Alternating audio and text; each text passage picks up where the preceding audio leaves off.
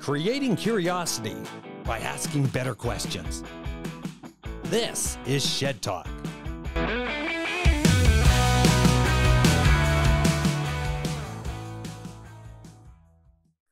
Ashlee Taylor, one broken biker, the things you know you don't know. Ashlee Taylor, thank you very much for coming on Shed Talk. I am so excited to have you on. Yeah. How are you doing? I'm good. And you know what's really interesting? I understand this is your first time on a podcast as a vodcast, that we would say. And we've known each other for how many years? I don't even know. It's like the last time I saw you was like 6 years ago, 7 years ago.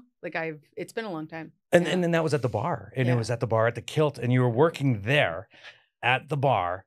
And then where you've done and what you've created now is absolutely stellar. Yeah, it's been a whirlwind. I honestly, sometimes I take a step back and I'm like, what am I doing? But like in a good way, right? Like I just can't believe time just keeps passing by and it just keeps scaling. So it's wonderful. And it is wonderful to see because, and one of the things about you is that you started a charity, One Broken Biker. Can you tell me a little bit about it, actually? Because that's what I really wanted to get to know. You said, oh, everybody knows about it, but I don't. Let me tell you about it. Yeah. So it's an easy process. We just support injured motorcyclists. It's like no other organization I've ever seen. So when we started this organization, we didn't want to just help a group of people. We wanted to help the individuals that are individuals that crash in motorcycles. So instead of just like, I'll get off that. But so we support injured motorcyclists. So if you get into a motorcycle accident, you contact us via our website, you fill out the form. That goes to our injury outreach team. We have roughly about 25 people in that department.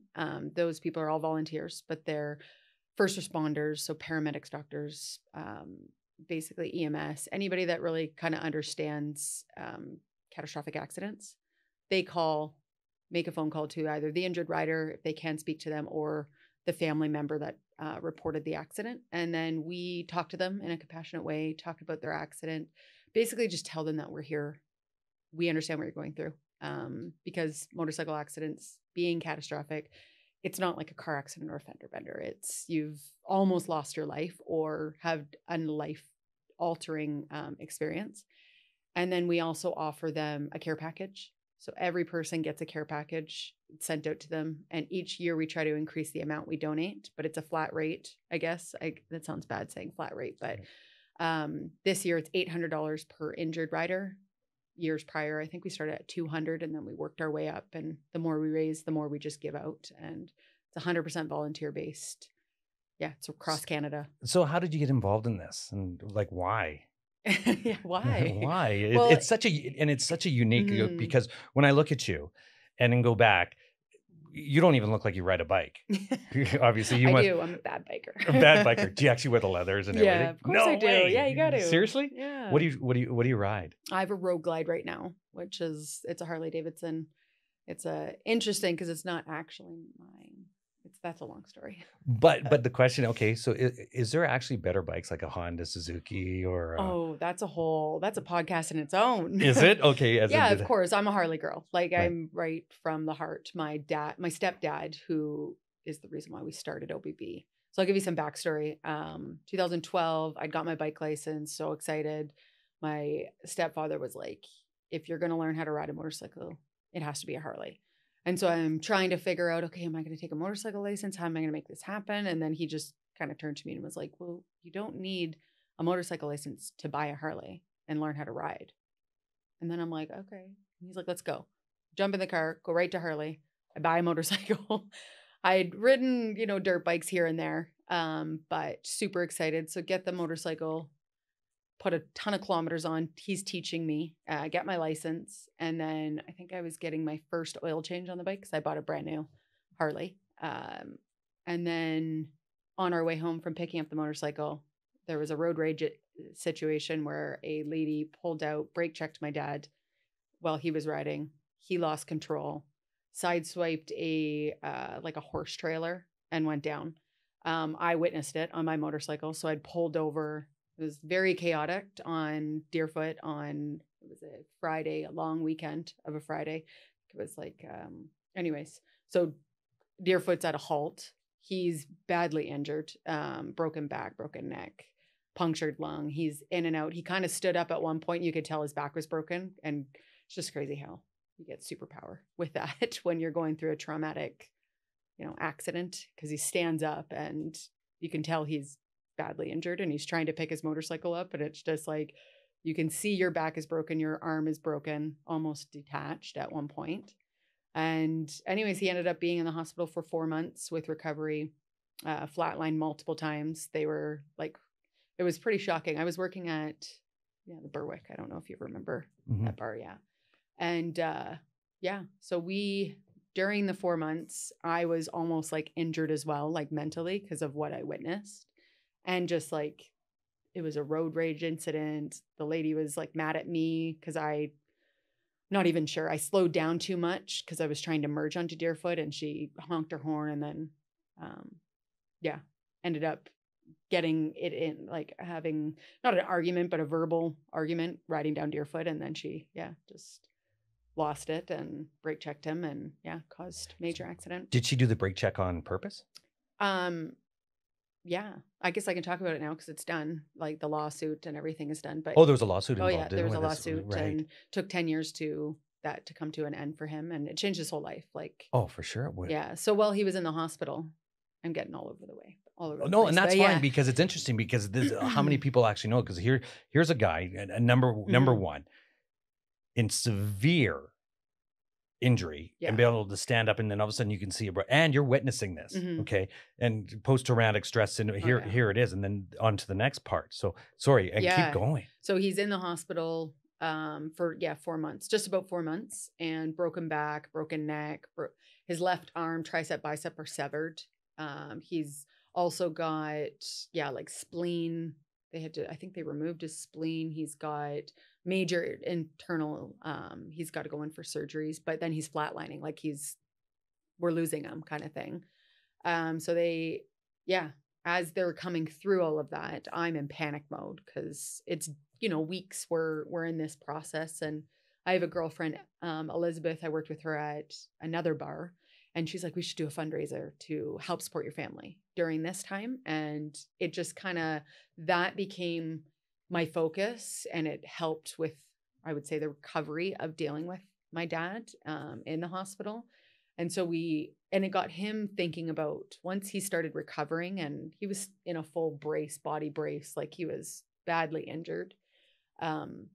He started thinking about it too. And it got him excited to like, hey, we're going to do an event that's going to, raise some money, because my mom works from home and she, self-employed, and it's going to help with relieve some of the pressure of this accident kind of thing. And he kept saying, I'm just one broken biker. Nobody cares about me. I'm just one broken biker. Like, he was very emotional in the hospital because his whole life has changed now. And he knows it. Like, his left arm borderline needs to be amputated. He's, in his 50s. He's close to retirement. Now what? So it just kind of spiraled. And at first we were calling it, his last name is Lythe. So the Lythe poker run, Lythe fundraiser that we were going to do. And by the day of the poker run, it was one broken biker. So we'd already, hey, we're going to do this once a year, help one injured rider and try to spearhead just supporting an injured rider. Within 4 months, we had put a poker run together to raise some funds for our family, and then decided to do it once a year to continue the process. So every time that you did this, when I say poker run, that's actually playing poker and it's similar to that, but it's on motorcycles. So how would you do that? So you take 5 locations. It's usually like your first destination, and then you go on motorcycles. You drive to 5 other locations, which is a poker hand, and at each location you get a playing card. So you pick from a deck, and at the end, whoever has the best hand wins. So what do you win? Everybody paid like $20 or $40 to take part in this. So you win half the pot. The other half goes to whoever you're giving the money to, or the organization. Do you find a lot of people and I talk like 50-50s all of a sudden? Now, they're not like Edmonton where they're like $1 million. Yeah. That they say, okay, well, here we'll give back the 50-50 to put back into the chair. Yeah. And it's interesting because you see that, and how important that is. Yeah, it makes me cry every time when somebody's like won money and then they're like, hey, we're just going to give it back to the organization. It's just like, I get very emotional about it because it's going to such a great cause, right? So after this accident, were you ready to give up on riding a bike? Oh yeah. Yeah. Yeah. I like the accident happened. So they took his vehicle away and I still had to ride home. I still was on the side of the highway at 16th Ave needing to get to Mackenziestown, which is, I don't know how many 15 kilometers. yeah. And I rode in the shoulder the entire way, bawling my eyes out alone, trying to get home to where they were taking my dad's. Like they were going to impound his vehicle, but I was like, he will lose it. So I paid to have it towed to our house to meet them. And I couldn't even do the speed limit because I was so terrified of riding, but I was alone and he was on his way to the hospital. So I had to get home to get off that bike. Hope to never ride again, but obviously I have picked it back up. And I'm going to get down deeper to this because this defines you as a person. And then you look at this as your most challenging time in life is when you're knocked down, and you can be a hero or a zero. It's one of those things. It's the fork in the road. You can have a pity party and say, "Oh, say sorry for me," or is it that you stand up and then all of a sudden become something that you've never ever thought you could become? Yeah. And that changing point, was that a change in your life at that point? You know, to tell you the truth, like we can, but I come from a very like. Well, you don't have to tell me the truth. You can lie if you want. It's okay. Yeah, I know. But coming from like a very like humbled beginning, like Glenn, my stepdad, he was the one that had an accident. My real father was not the nicest human. He was in jail. He was abuser, big time. And so my mom raised 7 children by herself.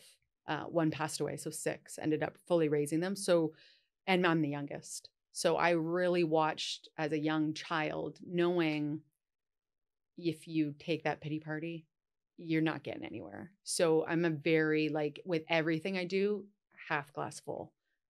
Glass half full. Yeah. Is very much how I am. And then I do feel that if like energies, I'm not that I'm this big spiritual like person, but I do feel vibration of like, if you go this route, if it's the universe or God or whatever you believe in, like there's a vibration. And if you can really hone in on that, there'll be great success. Even if it's not financially, it's just going towards whatever that vibration is. I know that sounds so weird to say, but it's actually how I feel. But it's true though, because when you look at it, then why do people connect? Because we resonate on the same level, and we call it and back into because there's a TED talk coming in there about flow, is that we're connecting on the same wavelength, that we're aspiring to be great. Like, and in some people, it's like balcony friends and basement friends. Who do you hang out with? Well, you want to hang out with guys that are on the balcony that are going to take you to the next level, that inspires you to grow, versus guys that, or girls, and vice versa, that pull you down and say, oh, it's okay to be this way. So resonating with each other to grow. I am very much like, I get any negative. If you're a negative kind of person, I can't be near you. I have to get you out of my life because I am like, the sky is not the limit. It's past the sky. Like I'm very much, that's just how I am. I think big, real big. And yeah, as you know, like even with the organization, I've just seen it grow, and now we're across Canada. This organization supports injured riders. Any Canadian injured rider, even if you crash in Thailand or Mexico, say you rent a motorcycle while you're on vacation, we'll still support you. So it's, yeah. And we've never turned away an injured rider. So it's pretty cool. So what were your greatest challenges? And here you are starting up a whole charity. And I know a lot of people that are setting up charities and the difficulties in doing that. What's one of the difficulties in doing that? I think there's a few, but like at the beginning, just not even understanding what a organization is, or like that there's different types, and then trying to really stick with, okay, we're a nonprofit. This is what we're doing. That was and then also getting people to trust in what we're doing.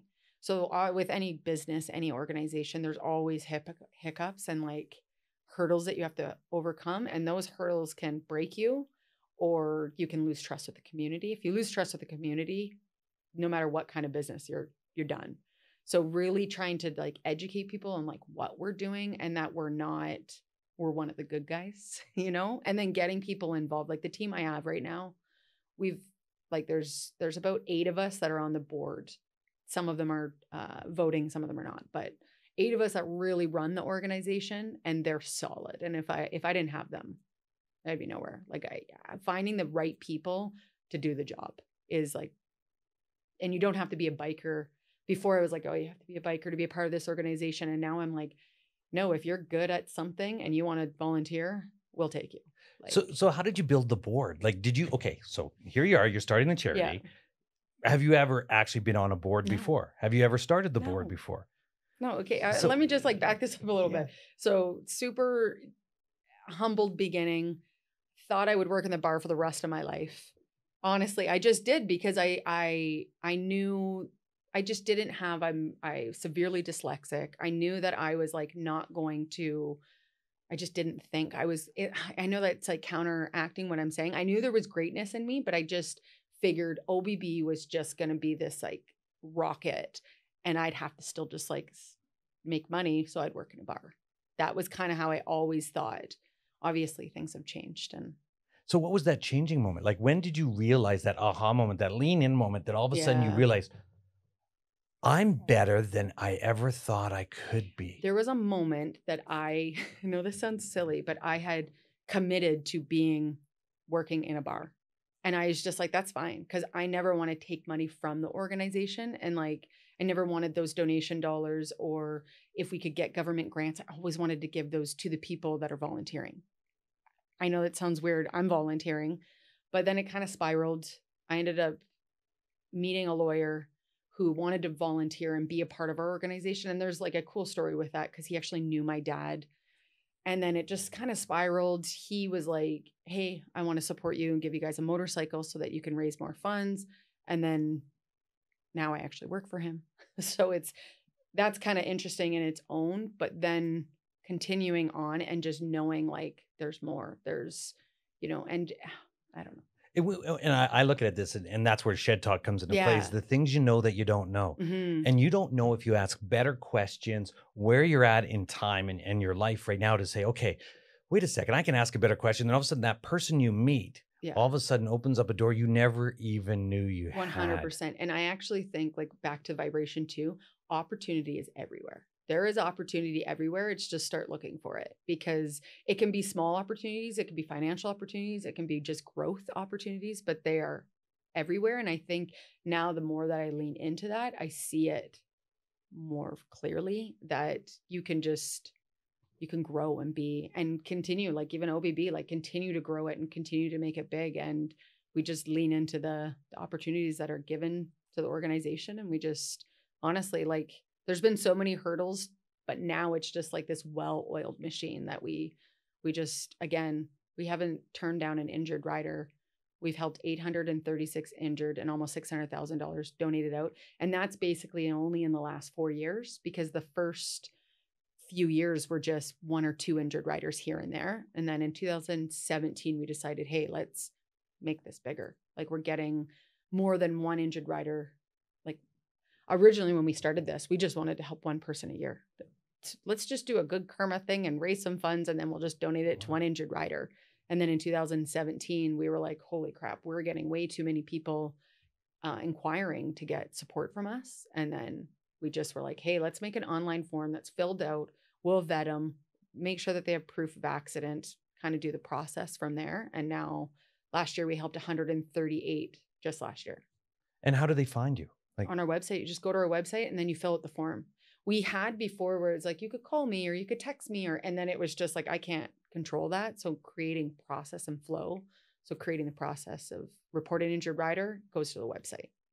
Then that form goes to our injury outreach coordinator, and then he gives it out to, like I said, there's 25 people in the injury outreach department. Is there anybody that's full-time in the organization? No. So it's all volunteer. They're putting that together, and EMS is there doctors on it as well? Yeah, like we had a doctor, but he's no longer with us. But right. Yeah, because you do cycle through people because you're dealing with those accidents all the time. So we really try to gear towards people that are first responders, so they understand, because I was doing the injury outreach before, and it's just like I would literally give all the money away. Like, I would just, you need more money, let me like see if I can get this approved. That's not how we have process to prevent that. Because so I decided to step out of that, because I'm like, this isn't the role for me, because I'm too giving. Like, I would start giving them my own money. Like, So on this whole thing, you've started it up. Yeah. So what's your superpower? My superpower, I think listening to people. Right. Yeah, honestly, and just, yeah, if that is a superpower, but maybe I don't know it yet. Like I'm still figuring it out, but I know there's something. I can feel it. There's a vibration happening, and it's interesting because when listening to you talk about this, and all of a sudden, and we haven't even talked about this part yet, is here's the accident. Yeah. Here, whatever the accident is, yes, you're hurt. Where does the mental health come into play on this? For myself, or for all? Like, okay, let's talk about you on the mental health side, because that's got to be so draining. Like, and I'm not, I'm speaking from a kind of experience, but not to the experience that you have. But how's the mental health issue with you on this? You know, like when I started the organization, because I was like, oh yeah, this is something to like dive into and almost distract yourself. And I think it was 4 years ago. So the accident happened 12 years ago. So 4 years, my dad, I rode with him on two wheels. Like he had been on a trike for a bit and then he went back to two wheels. And then him and I, we used to see so eye to eye, and this accident brought us closer, but we've got friction because we're both bullheaded and we're both just like, no, I don't like certain things. And especially with this organization, and I see it being big picture, and sometimes him and I would butt heads. But I saw him on two wheels and I rode with him, and I didn't realize that I had mental, I guess I had issues. I was shaking. I didn't even realize that this was even like something that I was still needing to process, that I can ride with him again. And I still have a hard time like getting back. He's back on two wheels, but it's very difficult I'm nervous all the time around him. So do you see a lot of people, family members, after an accident, this happens, is there a program or anything for them to say, hey, and because I'm sure there's a lot of deaths as well. Oh yeah. Going through this. Fatalities. Fatalities. And then going in there, is there another program that helps with that side of that? So with like getting back on the bike, is that what you mean? Not necessarily getting back on the bike, but all of a sudden the person is now deceased, and then giving support. Is there organizations so for that? I don't know, like in our organization, if you have a deceased family member from a motorcycle accident and you're one of our injured riders, we are like really big on community. And so we do the bike nights, and we host monthly events, and we encourage a lot of those people to come out, and then they get support, and they don't even realize, we don't even realize that we're offering this support until it's like a year later, and they're like, you have no idea what you did for us. And we often hear like, it wasn't the financial support you gave us, that was great, but it's the compassion you guys gave us and the community. So it's just very bizarre. This has been the most more frequent not frequent, but like just recently I realized, holy crap, these people don't care about the finances. Like, yes, that's the good part, but it's really the community that we've built around them to help support them through whatever scenario they're going through, if it's a fatality or an injured or a loss of limb or. So how do you build a community around that? and then with like in a biker's community, because I rode a bike for probably a couple years. No way. What did you ride? I rode a Harley and a Moto Guzzi. Okay, Moto Guzzi. So like a Moto Guzzi, I got my license, rode it for the first time, went out there, all that in a bag of chips. Like, this is neat. This is cool. I went out and I went, it's not for me. And I was like, was it tension relieving or goal achieving? And I went, do you know what? I'm not in the thrill of riding into it, but it was interesting, the community, because as being a non-rider, and I started riding at 50, and looking and say, well, this is kind of interesting. I'll spend a Saturday and I'll go out there and what the community. But there was one thing I didn't know, is that you would obviously know that it's one of those things that everybody knows, but they say don't know that you don't know. The things you know that you don't know is that if you're not a bike rider, okay, and people say watch for the bikers and where they are, I understand that, but it's always this. Yeah, the wave. The wave. Yeah. I didn't realize how important that wave is. And it's not this. It's is two it? fingers. Yeah, it's two fingers down.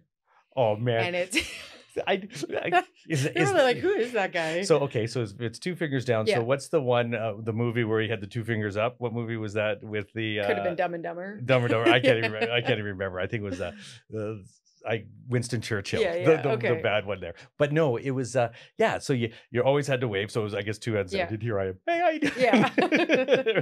Total rookie. Yeah. And I just remember that. And then the communities, you'd go to places and you'd always hang out with the bikers Yeah. there. And it's a very tight. Yeah. And I think communities. that definitely, like, we've created like this bike night in Calgary, which has been a big thing for the community, but so we create bike nights, you do hangouts, you do rides, it just naturally builds it. And then when we're building the fact that we've got injured people that we're supporting, and it took, we're 12 years in, and now like we go to a bike event, it's nonstop. Like we just had the Calgary Motorcycle Show, and I probably had 50 people come up to us saying, hey, you supported me in a motorcycle accident. Hey, you supported my dad crashed, or whatever the scenario is. And it's heart-wrenching because a lot of the times I'm like, hey, let's talk about it. Can I do like a short video with you, or let's take a picture? And they start crying and they're emotional. And it's really amazing, like what we've created without even, I always say it was an accident. I didn't come out here being like, hey, I'm going to start this nonprofit and we're going to help these people. It just happened, right? It happened from one crappy accident that changed my life. Not only just changed my life, I was on a different road. And then this totally, like, it almost put me into, like, I was partying and drinking and just being wild. And it just cleaned everything. Like, I was just like, I have to focus on my family and my dad and this community. And it just totally changed my direction. You can call it a cross in the road or whatever, but I went this way. And then it's ever since that happened, it's just been positive. Like, I talk about this vibration. It's legit. And I'm just going to say one more thing. This year, I don't know what it is, but it's like, I feel like OBB is just going to explode. I can just feel this, like, I just feel like it, and I don't know what that means, but I have this little voice in my head, and I'm not psycho crazy, but yeah. I do. And it's going to be big. It's going to be big. And that's all it says. And a lot of people, when we talk about success, people think success, oh, it's so hard to get success. Oh, you got to be doing this for all. Success is only that far away. Yeah. It's that one moment in time that it is. I always have this expression, 2 horses in a horse race. A 1 horse wins by nose. Does he mean he's 10 times better? No, he's a nose difference, but he wins 10 times the earning. Is he 10 times better? No, he's a nose. But he was that time and moment in time that he happens, not just happen. There's no such thing as chance. Yeah. Is because you make the chance for yourself. We are where we are because we first imagined it, and then everything. And you'd mentioned earlier that you said, and I wanted to talk a little bit about this too, is mentorship. Yeah. Because your whole life, when you're partying, you're doing this, all of a sudden it becomes a time for a change. It's like, well, wait a second, I have to do something. Yeah. All right, what's my mindset? Here it is. Where does that come into play? Totally. And you know what? Like, finding a mentor is so key. And like, I had a mentor come into my life, I said 7 years ago, and he's changed everything. But now I'm like with him, and him and I are best friends now, but it goes to like, now I'm into real estate. So I'm like, I need a mentor for that. I need, just continuing to find those people. But I'm just going to say this one thing, and I don't even know if you remember this, but I didn't have mentors growing up, but I always was taking nuggets. And that's the best way. I was always picking up these little things. And you said something to me so like nonchalant, but it has stuck in my head. And it's like, you don't realize even just like the information you give out to people because of your successes, they stick with people. Like, So I had started OBB. I just got this like almost a deal with Parts Canada, which is like a big deal in the motorcycle world. It's the biggest manufacturer for aftermarket parts for motorcycles. And they wanted to carry OBB stuff. And I was like, what does that mean? Like, they wanted to carry our sweaters, our t-shirts, our gear. And so I was at work. I think I was serving you, or you were like, had stopped in, and I was so excited. And then I told you, and you just so humbly, you were just like, that is so great. But just remember this moment, Ashlee. Just remember this moment, because there's going to be a time that it's not good. And just remember the good moments, because those will keep you going. You don't even know this, but it's been years since that conversation. And it's still in my head, that exact moment of you telling me that. Because anytime I have a good success, I always eat it up and I'm like, yes, this is so great. And just be in the moment. But I always try, when I have crappy moments, I try to remember that good moment, you know, like I try to pull it back. So yeah, you don't even realize it, but you're a mentor. Well, no, You thank know, you like very much. giving And I'm going that, back and like, it's like, yeah, because I totally, I get what you're saying, because we need what we call as anchor points to anchor yeah, on, because we get knocked down all the time. yeah, That's wonderful. Thank you very yeah, much for that. yeah. No, it's That's awesome. pretty. So for a young Ashlee, and it could be young kids or anything, what would you tell them? Not yourself, but Yeah, a young entrepreneurs that are looking to do, because you're an entrepreneur. You're yeah. totally that. You are a magnificent woman. Mm. You are a powerhouse out there. When you look at where you've been, what you've set up, and where you're going, and you talk about OBB taking off. Yes, that's a tailgate that actually it's hooked to you. Mm-hmm. And it's you that's going to totally blow up, because you can see it. And the people that you meet and the lives that you change, that's where this is going to come to play for the young person to look at you and go, I want to be her. Mm. I love it. What I would say to those younger people is, oh gosh, it'll get better. You just have to keep working. Like that's the biggest thing, is like, I always knew it was going to get better, but that's not just given to you. You got to work for it. Right. And so just keep grinding, because opportunities are there, and you just have to look for them. Like, and I believe that through and through. Like there's opportunities everywhere. That is so awesome. Mm-hmm. Well, you know what, Ashlee, thank you very much for being on Shed Talk. The things you know that you don't know. And you know what? And one broken biker, I had no idea. Thank you very much. Yeah, no problem. This was awesome. Thank you. Now you know. Shed Talk.